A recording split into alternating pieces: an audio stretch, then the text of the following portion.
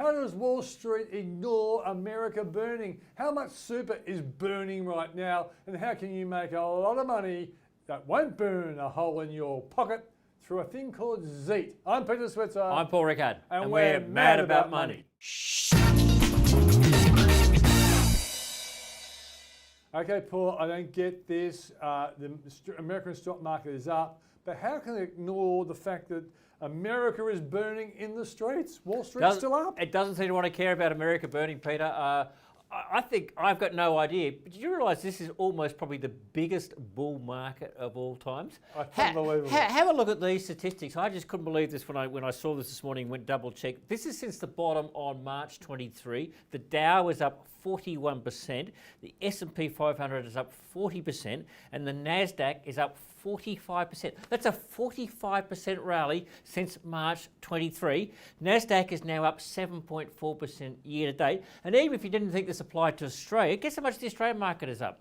20-something? No, it's up 32% since our bottom on it, I think, was March 22. So, look, you haven't read about this in the Fairfax Press, you haven't heard about this on the scary ABC. If you listen to the ABC business commentators, you will make no money, right? Right. Seriously, this is unbelievable. I can't explain. Of course, he watches the ABC and grimaces every night. But I pay my 8 cents a day, Peter. Yes, you do.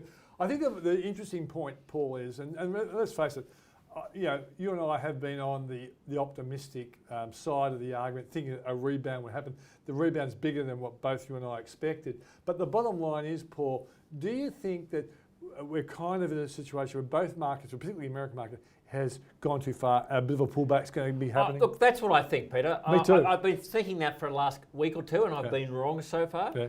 I think there's just so much cash around. And you read today even a story about some of the Magellan funds going hugely to cash. And, and they're smart, the Magellan guys. They're smart, but so far they're very wrong. Now, I'm not saying they're going to be wrong, but I'm waiting for a bit of a pullback too. But it's I wake up each morning, Peter, and think, why is the US market up again? And the only thing I can put about is there is so much money floating around.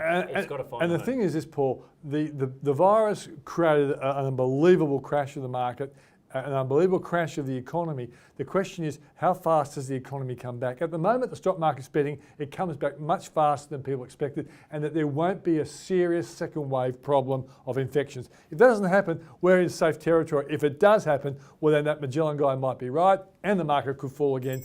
I don't think it'll fall as badly as the first time. Yeah, I don't think we're going to see a second leg down, Peter, but I do think we could get a pullback, just because it's gone up too quick, but that's what happens with markets. So I think, if you haven't been in this rally, you've missed out on something big. And might be worth waiting for a pullback and getting in then. Okay, how about this super story? And I know you're a bit cynical about this super story. I'm very cynical about super, Peter, despite preaching some of its virtues. So I'm a mob out there, and I know the guy, Andrew Charlton, a very smart economist.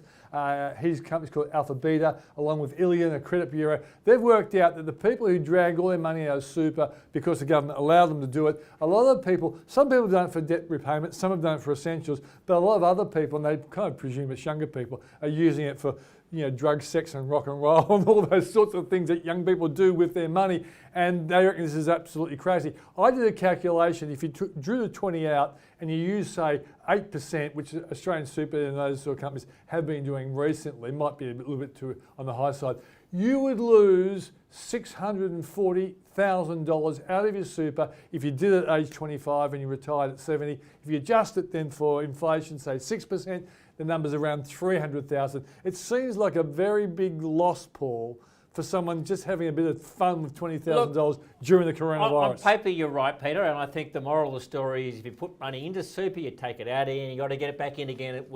As soon as you can. I'm all for people being able to access their super, Peter. I don't think there's anything that sacred about retirement. I think it's just as important to have a house.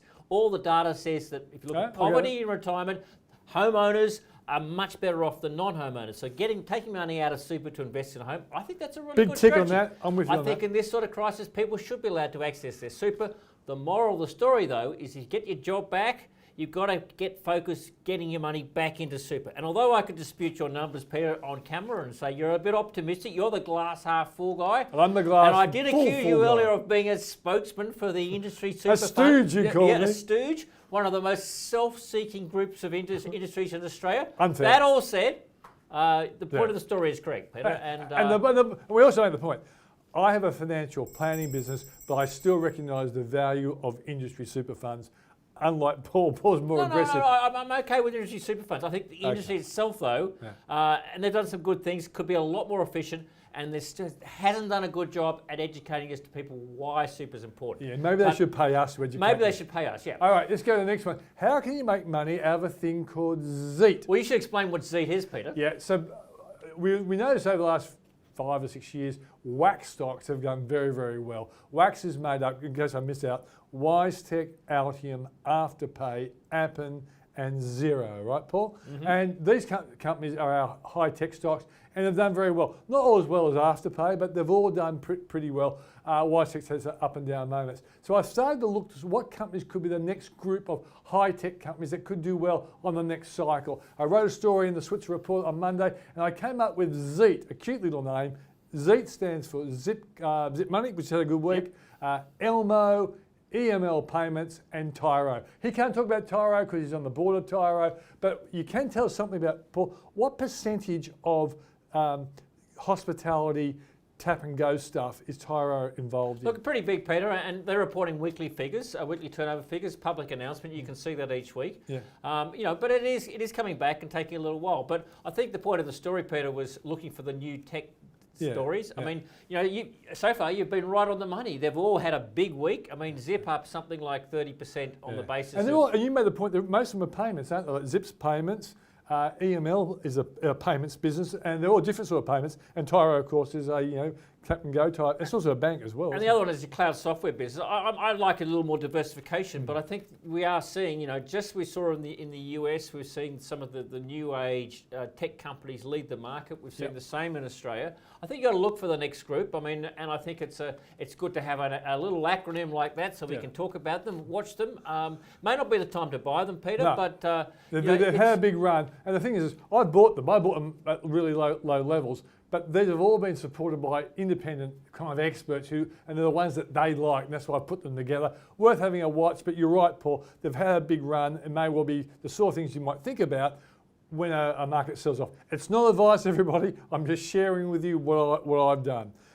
Any other issues you'd like to show in there, Paul? No, I think a good discussion about ZEET, a good discussion about Super, Peter. We could get really steamy about this. But look, just I think it's a really strange market. I can't believe how far this market's come back. But every day they seem to want to buy it in the US, and maybe one day they'll have a rain check. But I think you've got to be a bit patient, and that's what the market has shown you in the last couple of months. Patience. We want two things: that the economies come back faster than expected, and we don't get a second wave infection round. Otherwise, the optimism of the market will burn away. I'm Peter Switzer. I'm Paul Rickard, and we're mad about money.